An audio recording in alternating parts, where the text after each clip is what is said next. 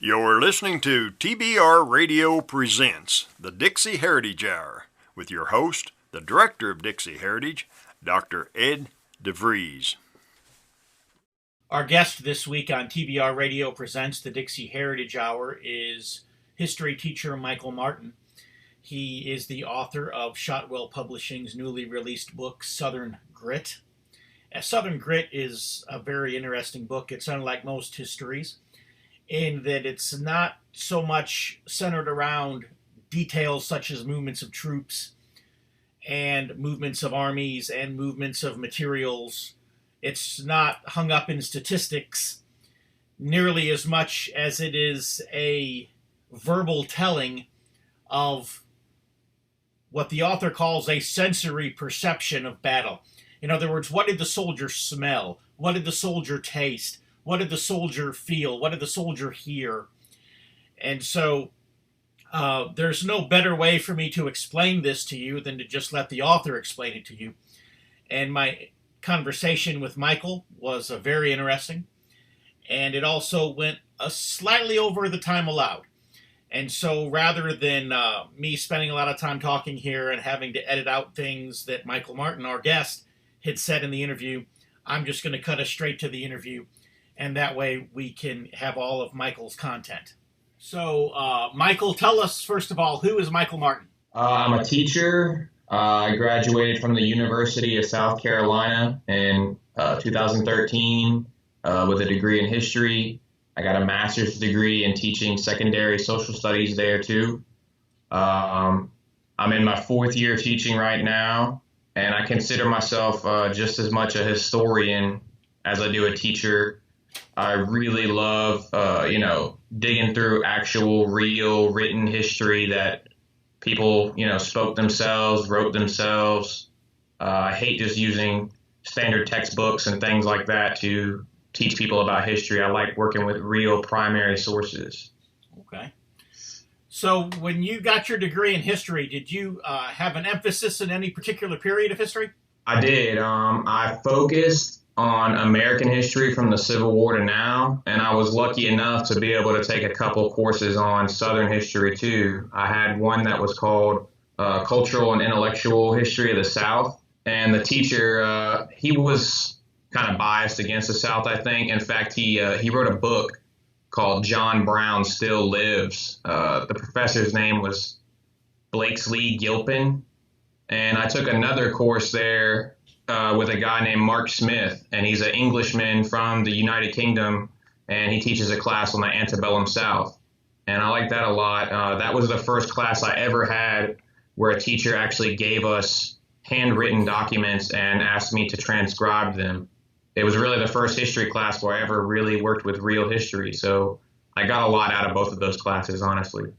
So when you were transcribing those handwritten documents, was that a hard or an easy task for you? It was really difficult at first. We were reading the journal of this guy named David Aiken, and he was from South Carolina, and it was his journal from his trip that he took to Europe. At first, I tried reading it and just typing it as I went, and I was having a real hard time. I eventually would get a tape recorder and try to read it and talk into the tape recorder and go back and type it later. But eventually, once I understood his handwriting and was able to kind of get the nuances of his letters, it became much, much easier and simplified, actually. Well, that's the problem I had, is in two of the books that I've written, I was given extensive access to the journals and the written letters and things of both Jeb Stuart and General Richard Montgomery Gano, and I could not read either one of them's handwriting. I'm so used to reading typed stuff now. Right. Everybody is. It was bad penmanship coupled with the inability to read longhand. I have your book on the Christian testimony of Jeb Stuart, Robert E. Lee, and I have your book about the truth on the Confederate battle flag. And I like how your books are just real simple, easy to read. They don't have a lot of, like academic theories and things like that. It's just straightforward. This is what you need to know. Easy to read. It's very enjoyable stuff. And I noticed your book is very concise as well. Yeah. My problem was I wanted to write about my ancestor and he lived in Virginia, and he fought during the siege of Petersburg, all throughout the war between the states.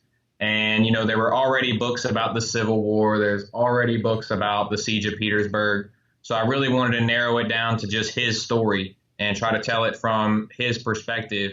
And I had some of his letters that I worked with from the Library of Virginia. I had to hand transcribe them and use magnifying glass and all that. The sad thing is, there's just not a lot of people that are interested in looking in documents like that. There's so many books that are just narratives on the Civil War that don't really focus on the individual people that fought it. And I felt like that was something I wanted to try to bring to light for more people. All right.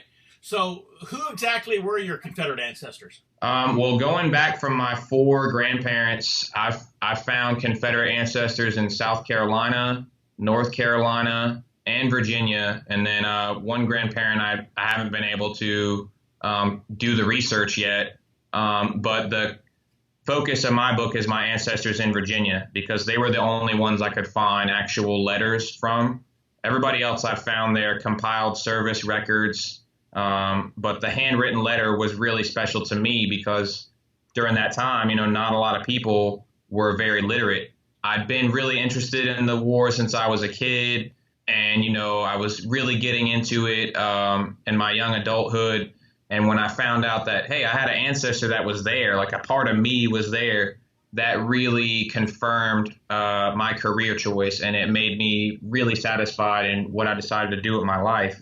Everything kind of fell in place and made sense when I found those letters. Okay, so were those letters what inspired you to write the book? They were. I hadn't really planned on writing anything up until I found that. I wanted to write something, but like I told you, that as a historian, you almost have to assume that everything has been written about. And it's hard to find original things that nobody has talked about.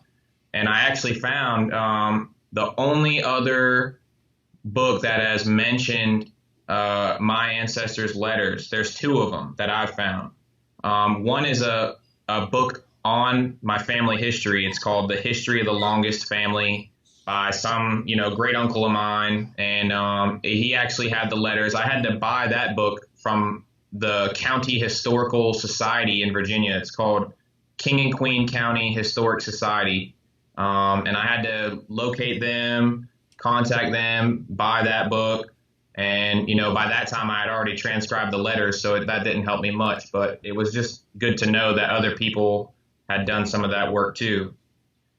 Well, I know one of the reasons that I wrote the book that I wrote on General Lee was because it was the book that had not been written. Hundreds of books on Lee, thousands of books had been written on Lee the soldier. And I had read probably 60 or 70 of them before I even began to think about writing the book that I had written. But nobody had ever written on Lee the Christian. So rather than writing the book that everybody else had already written, I decided to write that book. It was the same with Jeb Stuart. Everybody wrote on Jeb the soldier. No one had written on Jeb the Christian. Then people started to ask me, they said, when are you going to write the book on Stonewall Jackson? And I'm like, well, 100 books have been written on Stonewall Jackson the Christian, so I guess if I actually wrote that book, it would be on Jackson the soldier. But the truth is, a lot of those books have been written as well. So I don't know that I'd ever write a book on Jackson just because so many other people have already written that book. Why do I need to write another one? Yeah, that's definitely what I think most people know him for, is just his strong faith.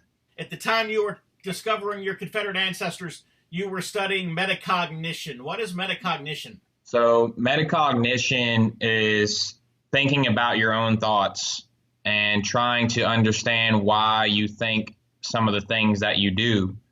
And I became interested in that because, the standard narrative that's in the media and the textbooks and the college classrooms is that the war between the states was strictly about slavery. The Confederates were treasonous, all that number. And I just started thinking about, once I found my ancestors, because I'm in an interracial relationship. My wife is actually from Haiti. And so I started thinking about this stuff. I was like, man, why do I think the things I do about the war between the states? Because I'm looking at my ancestors and I'm seeing none of them owned slaves.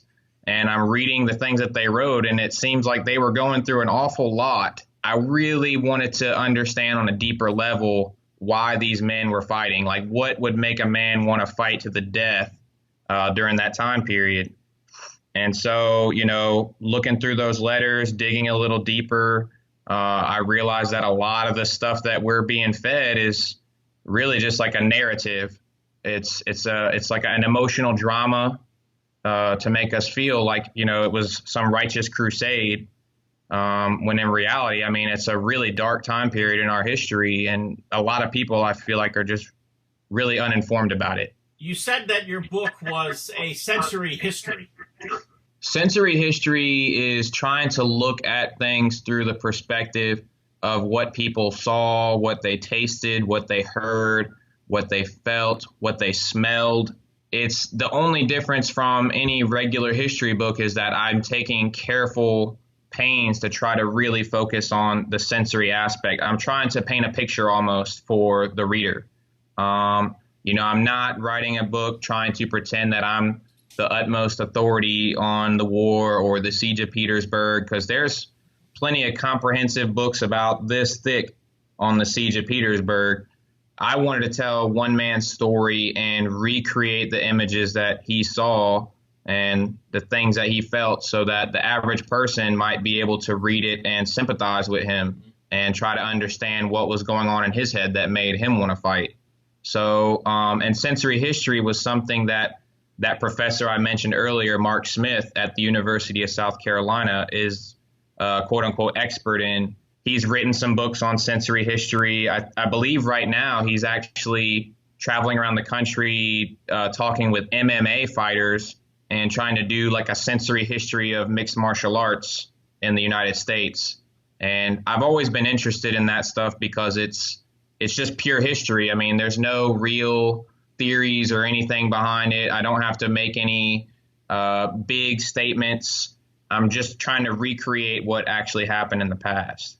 Do you find it difficult because you're trying to describe smells? And forgive me for sounding glib here. I realize you did not write a scratch and sniff book, but do you remember those when we were kids? Scratch and sniff. Yeah. I'm a teacher, and I give students every once in a while, I'll put a sticker on their paper that they can scratch it and has a little smell to it. Yeah. So it was definitely tough.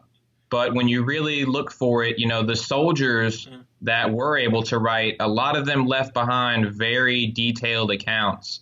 And kind of like you said, a lot of people like to focus on, the military movements and the battlefield engagements and the generals.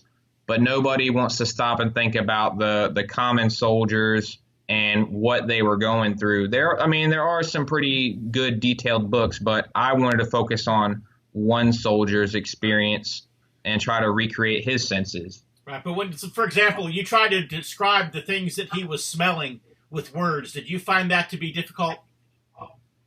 It was, but in some cases, they really spelled it out for me. Like, for example, they talked about the Battle of the Crater, and my fourth great grandfather explicitly said that he hadn't changed his shirt in 4 weeks after the Battle of the Crater, which we'll talk about soon. There were hundreds of Union bodies that were covered with a layer of dirt and then a layer of lime and then another layer of dirt. And I found other men in his regiment that actually were commenting on the smell because they had to sit there in the trenches right next to that smell, in addition to their own smells, because a lot of these guys, they weren't bathing regularly. They didn't have access to any hygiene that we have today, like, toothbrushes, shampoo, any of that. So they talked about the smells pretty frequently. And even my grandfather's letters, when he was writing home, one of the things that he asked for multiple times was if his family could send him some of their handmade soap. And I thought that was pretty telling because a lot of people wrote back home asking for food or for a new pair of socks or whatever. And he was asking for soap. So that really made me think that, wow, he must have a really unclean, dirty feel about him if he was wanting soap more than anything else. I want to say it was 1864 that Verena Davis, the First Lady of the Confederacy, the Christmas present that she said she liked the best of all the ones she received that year was soap. Oh, wow, that's interesting. Yeah. So apparently it got to the place in that war where soap became quite the commodity. I would think so, yeah. I mean, they were going long, extended periods of time. Some of the research I've been doing shows that a lot of people back then bathed about once a month. So, imagine if you were on the battlefield, you'd probably be bathing even less than that. I mean, maybe every couple months. Or if you got a chance to go in the river, maybe rinse off. But even then, you couldn't get a deep clean like we can today. So I know that was something that a lot of them were probably after, for sure. Have you ever done any Civil War reenacting? I haven't. I've watched and read quite a good bit about it, but I would like to because I'm a big camping fan. Okay, because I've done some reenacting where I've gone as long as 4 days in the same set of period clothing. And, oh, wow. But I can't even begin to comprehend what it would be like to go months in that clothing. Let's just say that after 4 days, I was pretty ripe. And I'll bet after those 4 days, when you took a shower, you felt like as clean as you've ever felt, right? Yeah. That's the best feeling after camping, when you take a shower and you just feel cleaner than you ever have. We really take that for granted. But were there any particular senses that struck out to you as you were writing or as you were researching?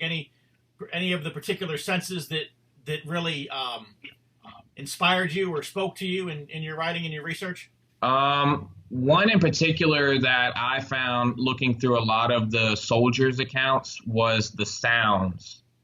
Because, we live in a world today where that's very visual oriented. I mean, from the time we wake up to the time we go to bed, I mean, we're focusing on visual things all day. But they focused a lot in their writings about the sound of a cannon after it was fired, or what it sounded like waiting for a mortar to hit the ground, and that anticipation, not knowing if you're going to be the one that is hit by that. One thing I focused on was, a lot of times they would literally say that, the word Yankee, it would send a shiver down your spine at certain points because, I mean, these men were literally, they were the last bastion at Petersburg, really holding the Confederate capital at Richmond. And, when they were saying the Yankees are coming, I mean, they had to really prepare themselves. Just that word, saying it could really shock you. The sounds of cannons, these explosions, just every day. The one thing that I found they had to look forward to was at night sometimes. Both sides, the Union and the Confederate, would be playing different music. One of the soldiers in my grandfather's regiment noted that, the Yankees had quite better music because they had access to better instruments.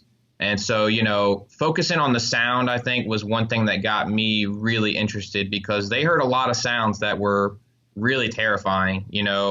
A lot of people dying, a lot of innocent people getting hit by shells and things like that. I mean, there's sounds that we don't even know what they sound like, honestly. I try to recreate it in the book, but I can't recreate the terror that someone felt from those sounds, If you love listening to the Dixie Heritage Hour, then I know that you'll love reading the Barnes Review. The Barnes Review is one of my favorite magazines. I began reading the Barnes Review long before they became a sponsor here on the program. In the Barnes Review, you will read vignettes of man, from the prehistoric to the very recent, from forgotten races and civilizations to first-person accounts of World War II and the late Cold War.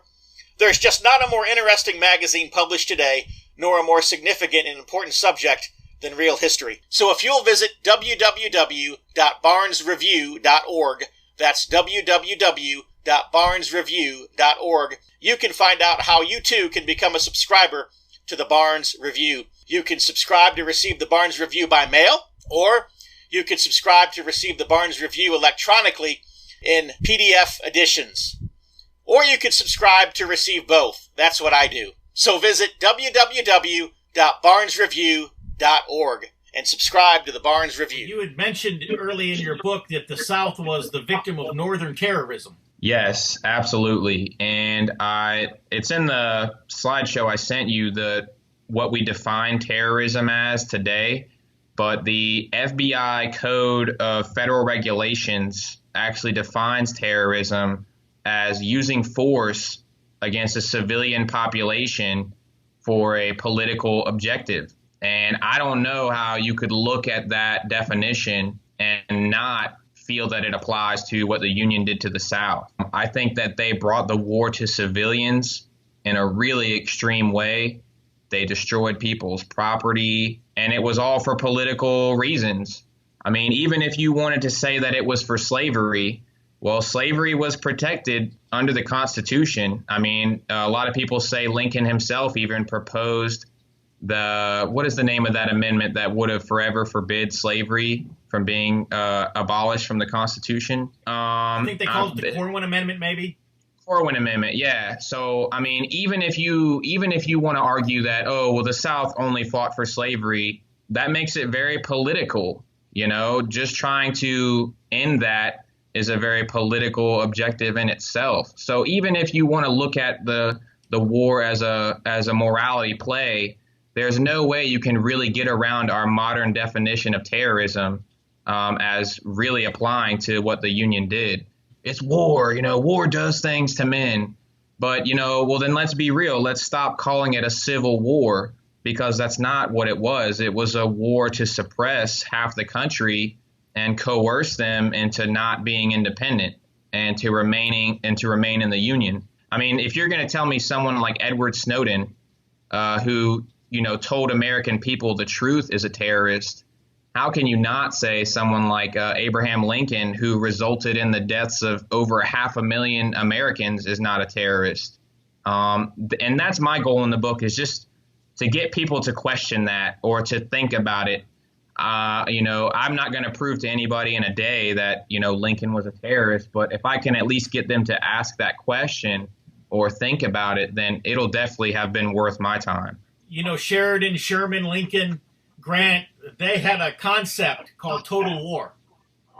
And that concept had never been realized until this war. Exactly. There were always rules of warfare in all of the previous conflicts of Western civilization. And war was always conducted pretty much according to the rules. And there was, for example, you didn't attack civilians, for example. But Sherman, in particular, obliterated it. And then when Lincoln signed off on it, and Lincoln referred to it as the total war policy. Not only the people in the South, but the people in the North, and even the governments of Europe were totally just mind blown at just how far the North was going in their aggressiveness, because none of the countries of Europe would have ever engaged in the tactics that Sherman and Grant and Sheridan and some of these men did. They never would have, burned civilian farms to the ground and rounded up women and children and put them on trains and moved them 800 miles away from their homes, never to see their families again. The truth is that nobody would even do anything similar to that until Hitler started rounding people up and sending them to concentration camps. There's a great book for people that are interested in, the actual people that lived through this, by a guy named William Gilmore Simms from South Carolina. It's called the Burning, Sack, and Destruction of Columbia. I mean, he takes detailed notes of all the businesses and buildings that were burned, all the people who lost stuff. He even tells a story of some Union soldiers who, shot a black man, and Sherman came over and kicked the man over and said, just get rid of this. We don't have time for court martials and things like this. And people always like to portray the South as the aggressors, like, oh, well, the South fired the first shots. Well, if you really break it down and look at what happened at Fort Sumter, Beauregard was exchanging letters with Robert Anderson for quite some time before he fired his first shots, and even told him, hey, this is the exact time we're going to fire those shots. Do you think the American colonists in New England told the British when they were going to fire the first shots at them? Heck no. The fact is, the South really was trying to conduct this thing like gentlemen, and they were doing pretty well militarily. And I think the total war, the blockade, things like that were the only way that they were going to really break the will of the South, I think. WMDs, or weapons of mass destruction, were available to the Yankees in 1864? Oh, yeah. So they had a lot of different types of cannons that they had. There was one, I can't remember the name of it, but it was like a giant mortar that they would have to take on a rail car, and they could shoot it. It could blow up, half a town. They had better rifles for sure, but my main argument for the weapon of mass destruction is the undermining that they did at Petersburg. So when these Confederate soldiers were sleeping, these Union men had been digging a tunnel underneath their camp for several days, and they planted 8,000 pounds of explosives underneath them and detonated it. The explosion, I just read yesterday that the explosion displaced, hundreds of thousands of cubic feet of dirt. It killed, it hit underneath a South Carolina regiment and killed almost all the men instantly. If you wanted to look at how much earth was moved by this explosion, it was something like 50 boxcars on a modern train. I mean, it was a massive, massive weapon that they used. And this was something that, no one's ever done really in the history of war. I mean, I've looked into it. There have been some cases where people undermined, to get underneath castle walls and things in ancient warfare. But I've never seen anything where people put 8,000 pounds or anything close to that of explosives underneath their enemy while they were sleeping. The Union came under even more flack for that because they sent their black soldiers to charge first into the crater because they didn't know what was going to happen. And the crater ended up being about 30 feet deep. The Union soldiers couldn't climb out of it. They got trapped, and the Confederates surrounded them and shot everybody in there. And that's where about 700 bodies were buried. That's where a lot of the smells came from because they just got a layer of dirt thrown over them and some lime. And there were actually some trials where the general at the time named Burnside, I'm sure you know who Burnside is. He got put under a lot of fire for that situation, not only because it was an experimental tactic that cost a lot of lives, but for using the black soldiers to march into it first. And I think their logic was something like, oh, well, if we would have sent the white soldiers in, that could have been argued as being too selective or too racist or something like that. They had a really unusual reason for why they sent the black soldiers in first. There's a great book about it. It's called The Last Citadel by a guy named Noah Andre Trudeau, and he goes into detail about how these Union officials, they were, had to go to court for this, and they had to answer for some of these things, but we know none of them were punished for it. We've really never seen a tactic like that in any other war, so I think if something like that happened today, we would definitely be calling it terrorism. I mean, without a doubt in my mind. Well, Grant, in his own dispatches, referred to Negro soldiers as cannon fodder. A lot of people felt that way in the Union Army, I think. I mean, they weren't even paid equally to the white soldiers. So before we get into the particulars about the different chapters in your book, tell us, who was Younger Longest? Younger Longest, he lived in Virginia in his 30s, I think, when the war between the states broke out. And I've only found 2 letters from him. They were really long letters. That's what I built my book around. And another was later in October, just a few months before Petersburg fell. And I haven't found any more letters, which honestly, the more I research, someone could have written his letters for him. I'm not really sure. He was just a regular farmer, a regular laborer. His family goes back to Virginia from the 1600s. I was doing some genealogical research. His family has been there since the 1600s. A lot of them actually came to this country as indentured servants. And the patriarch of the family, his name is Richard Longest. He had a pretty large land grant in Virginia when he came over, something like 300 acres, I think. So they're one of the oldest families that go back in Virginia, and they have a huge, huge amount of Longists all around the country. So I wish I knew more about him. I can't find a picture of him. I found pictures of his cousin that was shot in the head in the trenches at Petersburg. But I haven't found any pictures yet. I've only found a couple of letters. And, I'm really trying to piece together the puzzle of what his life was. He lived until he was about 80. So he lived a pretty long life. And the war really gave him a new religious outlook on life. That was one of the things that moved me the most about his letters, was seeing that he was writing to his family, telling them things like, if you haven't been baptized yet, you need to do it. Because if you saw the things that I saw in this war, you would know how precious life is. And so that's what really took me back, was that this man went through all this. He owned no slaves. He was a simple laborer. He was going through a heck of a struggle to survive. And at the end of it all, it just brought him closer to God. And that was what really inspired me to want to tell his story. And so Younger Longest, pretty much then the book is the battle and the war being seen through his eyes, heard through his ears, smelled through his nose. Exactly. And I use the letters of other men in his regiment to kind of fill in some of the gaps. There's a great book for anybody who's listening, who's interested in primary documents. It's called Greenmount. And it's the letters of the Fleet family. They were a plantation family that lived in Virginia.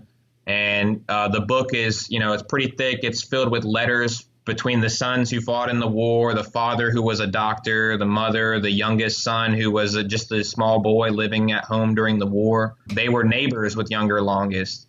And they were a lot more well written than him. They have a lot of letters.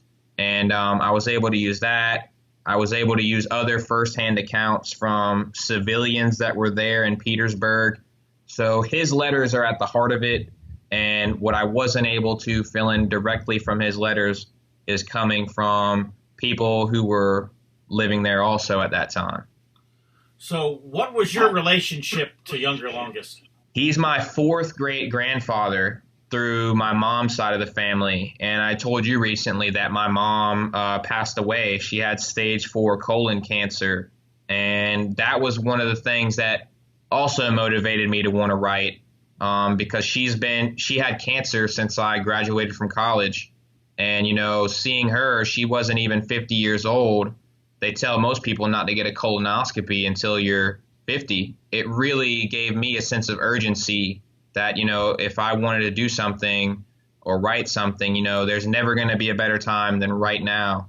And when I read his story, I was really thankful that I was related to him through my mom's side, because I really wanted her to see me become a writer before she passed away. And I thank God that my book came out about 2 weeks before she passed away. So that was one of my proudest moments, was her being able to see me become a published author. Yeah, he's through my mom's side, and the other ancestors I found in North Carolina were also on her side of the family through her dad's side. So was your mom in tune with her Confederate ancestry, or was that something that happened after you did the research? Yeah, she had no idea. In fact, no one in my family had any idea that we had Confederate ancestors. When I was a kid, I would ask my family where we were from, and they were telling us things like, oh, we're Irish, or, we're Welsh and things like that. And they had no idea. And when I looked into it, I was teaching about the Civil War one year, and I got a book. It's by a guy named J.H. Seegers, I think, and it's called In Search of Your Confederate Ancestors. And just got the book on a whim. He said in the book, if you're interested, you should write to the Sons of Confederate Veterans, and they'll do the research for you. So I reached out to them, and sure enough, every time I started looking through a different branch of my family, I found Confederate ancestors. And I found a lot, not even just my direct grandfathers, but their brothers, their whole families were mobilized in this thing. And that's what made me want to understand it more, when I saw just the numbers of people in my family that fought for this thing. I had to know what it was about from their perspective. So when you mentioned that you'd gone to the University of South Carolina, was Dr. Clyde Wilson one of your professors? Unfortunately, he wasn't. I went there from 2011 to 2014. I don't know when his last year teaching there was, but the professor I mentioned earlier, Mark Smith, he had actually learned from Clyde. And it's real interesting. It's like because he's an Englishman and he's not a native Southerner, he can pretty much say whatever he wants. But because Clyde is a Southerner, if he starts talking about the South, people get all types of crazy ideas in their head and they want to judge him for that. Unfortunately, I didn't know Clyde until just a couple of years ago, but I wish I had known him during my college years because that would have been a huge help to me. So was he one of the people that shot well who really helped you to develop this book then? Oh, absolutely. Yeah. I found out about Shotwell. I was at a Sons of Confederate Veterans camp meeting, and a young guy my age came and gave a talk there. And I told him I was a teacher, and he just gave me a copy of the book When the Yankees Come by Paul Graham.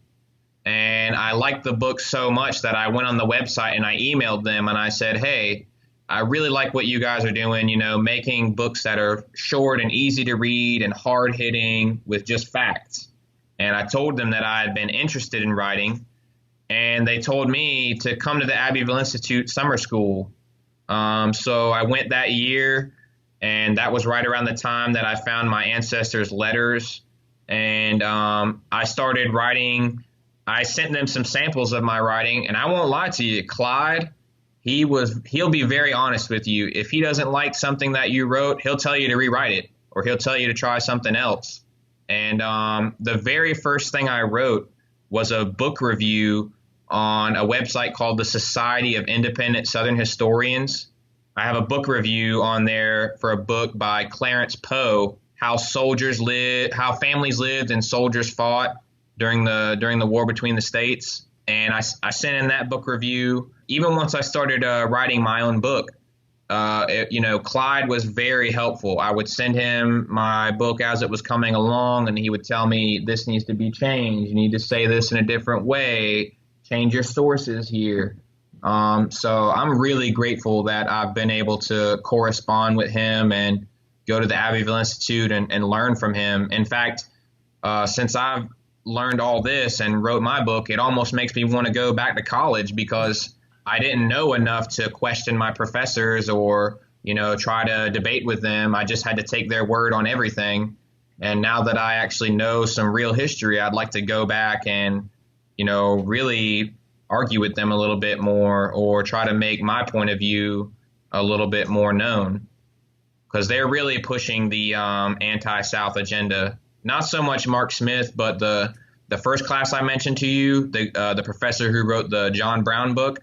Our last day of class, we actually walked to the State House in Columbia and stood under the battle flag. And he gave us this long lecture about how it didn't belong there, basically, and it was backward and things like that. And I was a 19-year-old kid, and I didn't really have the intellectual weight to argue with this guy or really even to raise any questions. And so that's why all this is special to me, because I found out my ancestry and all this after I had college learning about the South.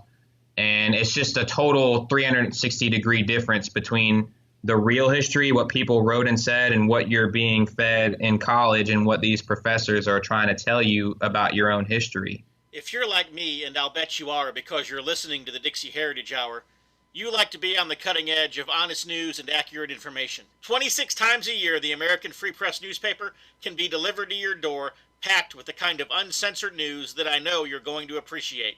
If you're ever dissatisfied with your subscription to the American Free Press, their guarantee is that you just drop them an email and they will gladly refund the unused portion of your subscription. So what are you waiting for? Visit www.americanfreepress.net. Once again, www.americanfreepress.net. Well, even in Chapter 4 of your book, you talk about how Virginians at the time perceived the Confederate battle flag, in comparison to how we perceive it today. Yeah, that was really interesting to me because when you look into it, the very first recorded death that I know of, or what a lot of people claim to be the first recorded death of the Civil War, they were two men. One was a man named James W. Jackson. He owned a hotel in Alexandria, Virginia, and he was flying a Confederate flag on top of his hotel. And it wasn't the stars and bars. It was the traditional Confederate flag with the circular stars and the 3 stripes on it. And there was a man named Colonel Elmer Ellsworth, and his soldiers were New York Zouaves. So they had the little fez caps, and they were all fancy. And they came into Alexandria, and they started tearing down anything in the city that had the word Southern on it. They were just throwing things to the ground, burning things. It was literally described as terror. And sure enough, Ellsworth saw this large Confederate flag flying on top of James W. Jackson's hotel. So he took his men up to the top of the hotel. He didn't even tell anyone he was there. He didn't ask to speak with the owner of the hotel. They just went up there and took his flag down. Ellsworth was coming down the steps, and he had the flag draped around him. He said, I'll take this prize. And James W. Jackson had just woken up and realized that these Union soldiers were in his hotel, and he saw they took his flag, and he shot that man, Ellsworth, and then he got immediately shot and killed. And both of those men ended up becoming martyrs for their causes. James W. Jackson, a lot of people call him the martyr for the South. They literally call him Martyr Jackson. And Elmer Ellsworth was described as a martyr on his side. But honestly, I don't think he had any right to just go and tear down someone's flag because he didn't like it. It's very indicative of, how the North conducted itself in that war. There's nothing wrong with wanting to fly a flag, as long as it doesn't have like offensive lettering on it or something like that, or explicit wording on it. I don't see how a flag could be taken as racist like it is today. So many people look at the battle flag and, it means different things to different people. All symbols do. It just has a lot of history. And the people who want to take it down, they're not looking into the history. They're just being told certain things, and they're running with that. And that's why I was interested in James W. Jackson, because he was a man that was willing to die for that flag. And his country was just a brand new country. It hadn't even, really begun to fight for its independence, and he was willing to die for it. And I just think that devotion is common throughout the South a lot. And people don't want to pay attention to that. They only want to look at the negatives. They only want to look at it in a bad light. Martin Luther King flat out said, "I have a dream that the sons of former slaves and the sons of former slave owners will sit down and be at peace." He didn't say anything about Confederate flags, monuments, none of that. So the people that want to take this stuff down, they have a political agenda. They don't really care about history at all. I think that they're scared. California's talking about secession. Vermont's talking about secession. A lot of brown pride people in the Southwest that want, that land to go back to Mexico. The country's really not united right now. Looking at that flag, it's a reminder of secession. And so that's why I think that it's under attack the way it is. In Chapter 5, you talk about the sights and sounds of battle. One thing that was really interesting to me was that terror that civilians were seeing. I have one account in there of a man who was just sitting in his house. He was a civilian. He was a doctor. And he describes what it was like for a shell to fly through his house. And he thought he was dead. He literally said, I realized that I wasn't dead because it hurt so badly. People describing, what it's like in these bayonet charges. When they're describing it, they always describe them as a great sight, which is really weird because you would think like, how could that be great? And they really mean it in the sense of like awe, kind of like the Great Depression. Southerners, they like battle, I think. They're more prone to fighting. They're more suited to fighting.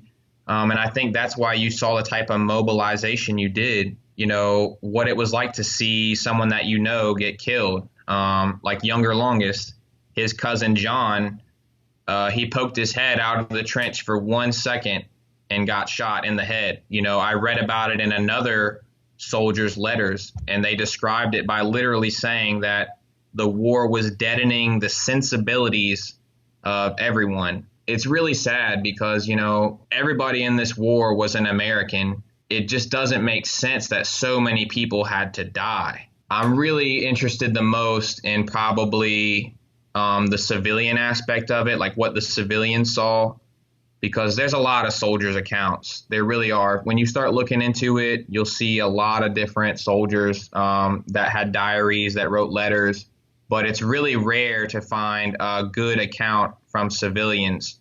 And you undoubtedly will find that there are people that they saw women and children having to run because they were getting shot in the streets with cannon fire. There are people that saw their cities being intentionally burned. And so when you look into these sites, they're undoubtedly proving the argument that these people were the victims of terrorism. I mean, they were just trying to be independent. They weren't trying to take over Washington, D.C. and, subjugate the North and make the whole country, the Confederate States. They just wanted to be let alone. And, that's why I like to focus on the sites. Right.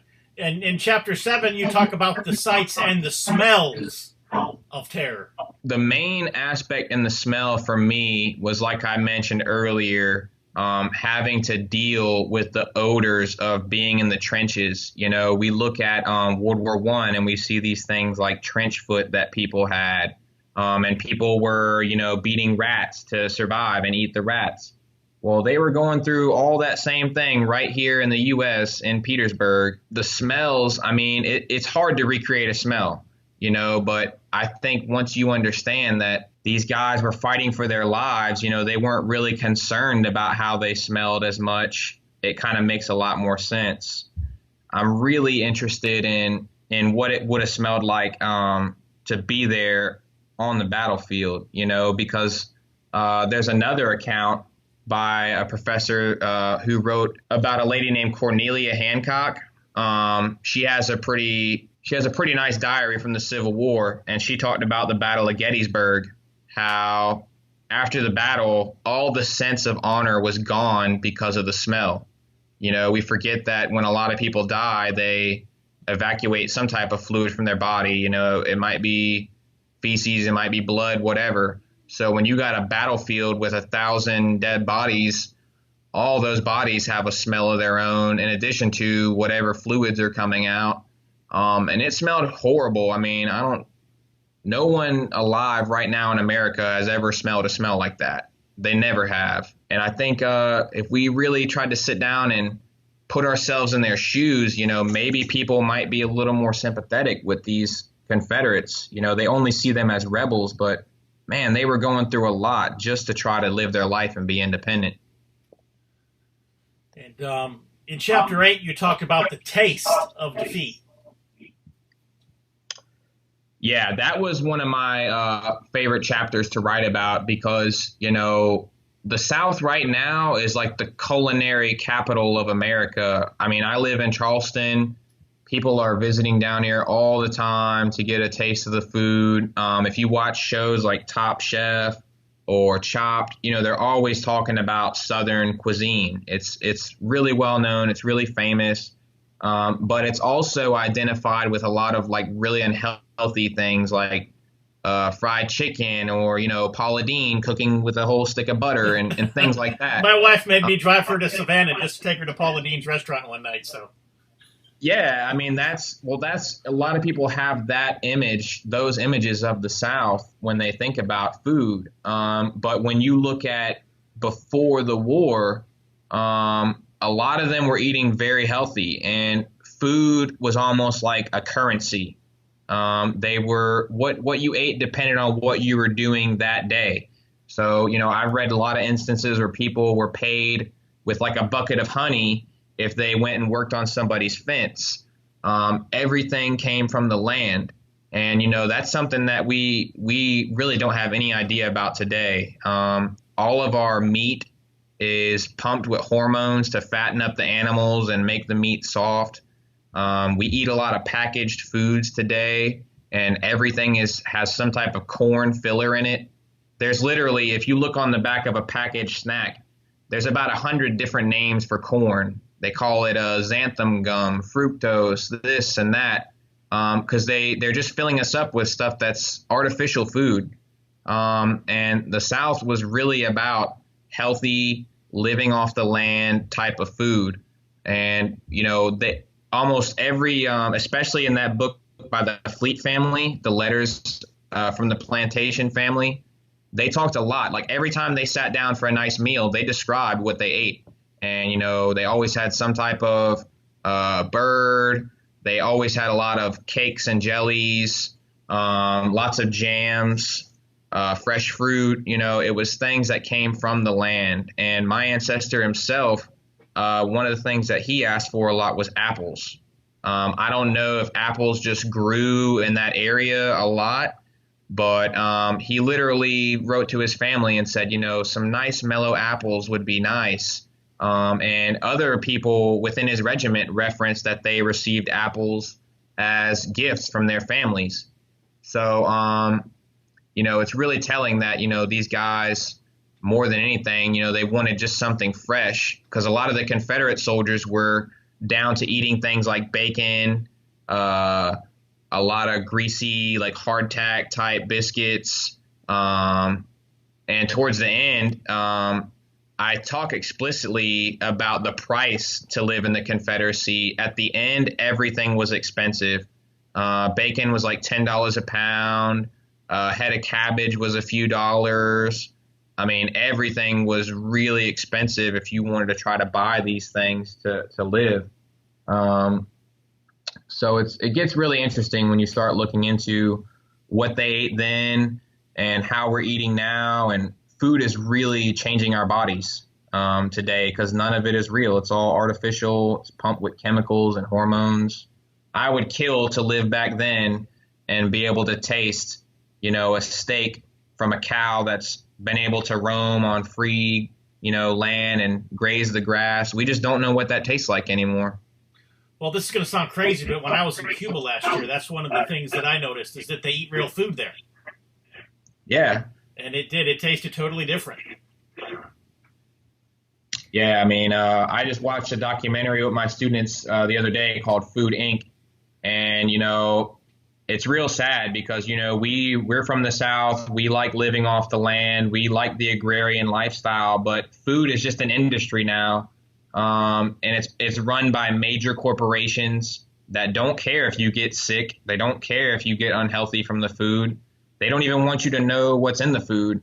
And, I think we could tie that directly to the Civil War if you really wanted to. I mean, that's when we know that industry and corporate greed really took hold in America after that. So, in a way, the South was fighting for agrarianism just as much as they were to be independent. So in chapter 9 of your book, you talk about modern Southerners being in a Cold War.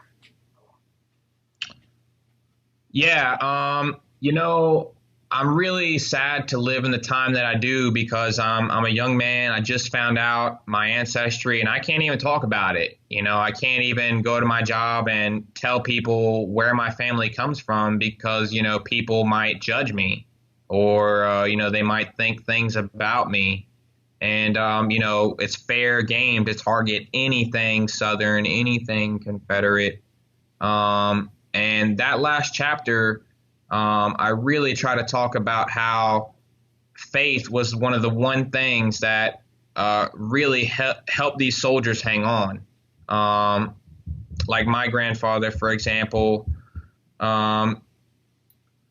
had seen a lot of horrible things. He saw his brother get blown apart by a mortar shell, and he described it as his eyes had been blown out. His whole body was black from powder burns. And his brother had actually had a position before that hunting deserters. So, his brother was a man so devoted to the cause that he was hunting down people that were running away. And, my grandfather had to see this guy get blown to pieces. He saw his cousin get shot through the head, poking his head out of the trenches for 1 second. And at the end of it all, he wasn't asking for anything. In fact, he said that it showed him how precious life was. It showed him how important having a relationship with God was. And, the South really is, to this day, it's the Bible Belt. It's where, you have some of your strongest defenders of the Christian faith down here. And a lot of people tend to forget that. I mean, nowadays we're really moving away from Christianity. I mean, almost every one of the Ten Commandments is legal now in some way, shape, or form. And I really am glad that my ancestor, stood up for something. I'm just glad that I can, put my hands in the dirt and say, wow, he stood for something. Because nowadays people will stand for anything, whatever the media tells you to stand for. That's what people will stand for.